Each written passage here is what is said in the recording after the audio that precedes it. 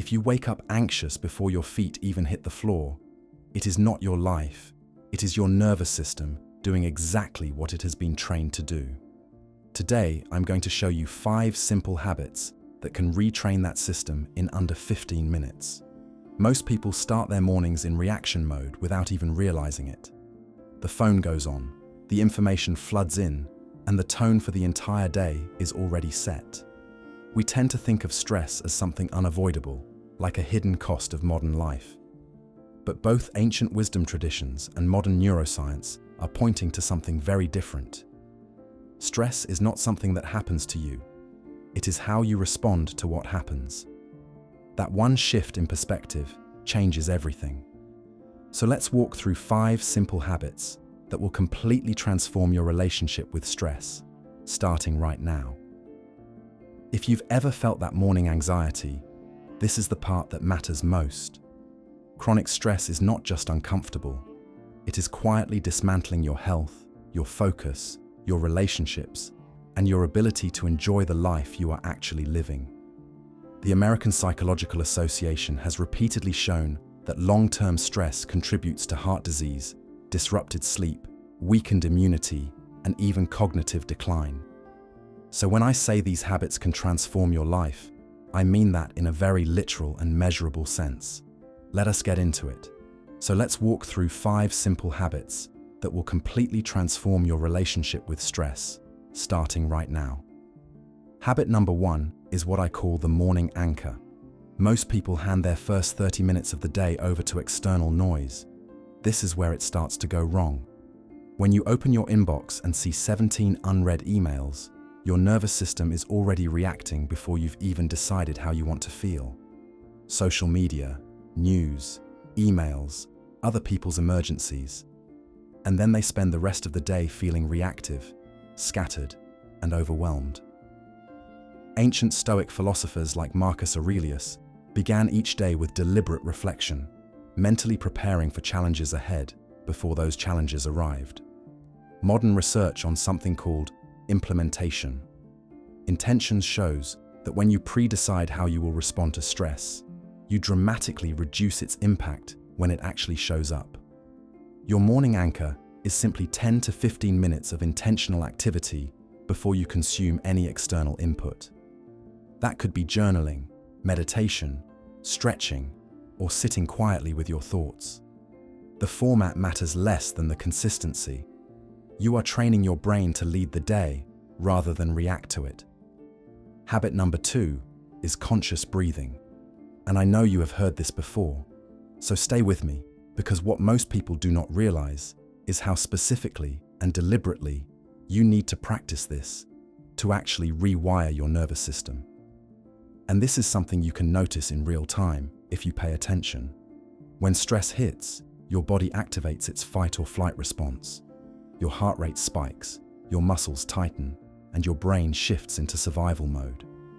The fastest way to interrupt that cycle is through your breath, because breathing is the one autonomic function you can consciously control. A technique that has been used across ancient traditions from pranayama in Ayurvedic medicine to Taoist breathing practices involves extending the exhale longer than the inhale. When you breathe in for 4 counts and out for 6 or 8 counts, you activate the parasympathetic nervous system, which is essentially your body's built-in calm-down mechanism. Do this for just 2 minutes when stress spikes, and you will feel a measurable physiological shift. This is not metaphor. This is biology working in your favor. If you're still here, it means you're not just trying to escape stress, you're trying to understand it.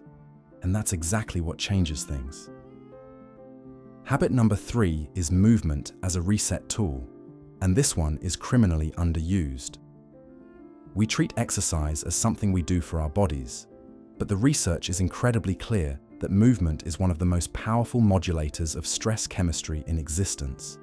Physical activity reduces cortisol, the primary stress hormone, while simultaneously boosting endorphins and brain-derived neurotrophic factor, which essentially helps your brain grow and adapt. You do not need an hour in a gym. Studies consistently show that even a 10-minute brisk walk significantly lowers stress markers. The key insight here is to use movement as a deliberate interruption when stress builds, rather than saving it for a scheduled workout later. When a difficult conversation is looming or a deadline is closing in and your chest starts to tighten, that is the moment to move your body. Walk around the block, do 20 jumping jacks, step outside. The stress chemistry in your body literally needs physical movement to metabolize and clear out. And the fourth habit is where this really starts to change. Habit number 4 is cognitive reframing, and this is where modern science is catching up to ancient philosophy. When something stressful happens, your brain immediately creates a story about it. But you don't have to believe the first story your mind tells you.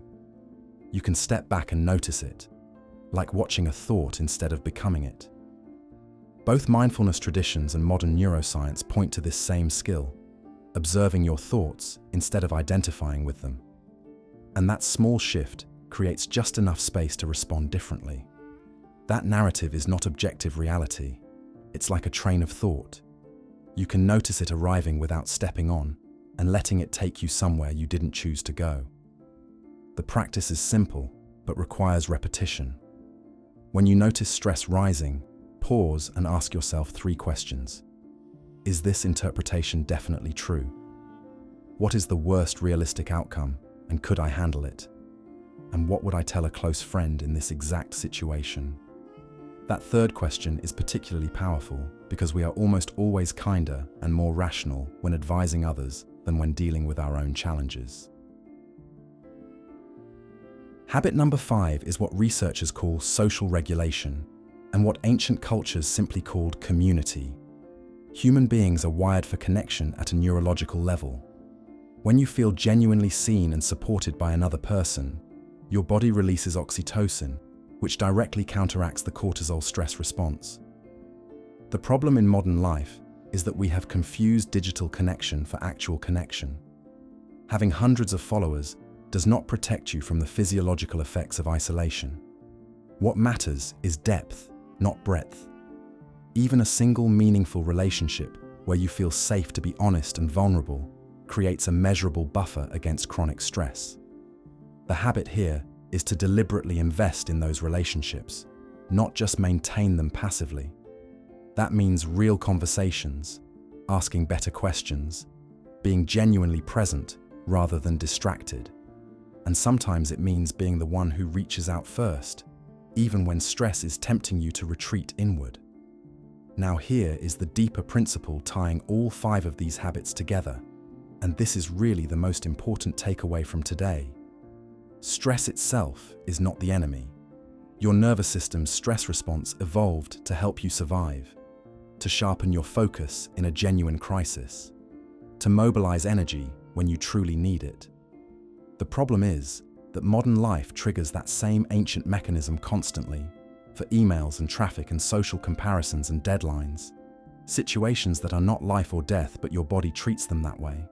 These 5 habits are essentially training your nervous system to distinguish between real threats and perceived ones, to build what researchers call stress resilience, which is not the absence of stress, but the ability to move through it without being consumed by it. The ancient wisdom traditions were right about something profound. You cannot always control what life sends your way, but the space between what happens and how you respond, that space is everything. That space is where your freedom lives. And every one of these habits is designed to widen that space so you have room to choose your response rather than just react automatically. Start with 1. Just 1. Pick the habit that resonates most with you right now and commit to it for 7 days. You do not need a dramatic life overhaul. You need one consistent small shift repeated until it becomes the new default. Because here is what the research and the ancient traditions both promise you. Small, consistent changes in how you respond to life accumulate into a fundamentally different experience of being alive. And that is worth starting today. If this resonated with you, share it with someone who needs it right now, because the best way to reinforce what you have just learned is to pass it on. The people who are least stressed are not the ones with the easiest lives. They are the ones who built systems that prevent stress from accumulating in the first place. That is learnable. That is available to you right now. If this gave you something useful, share it with someone who needs to hear it. And if you want to go deeper on any of these topics, there is a lot more where this came from. Do not let stress be the default setting of your life. You are more in control of this than you have been told.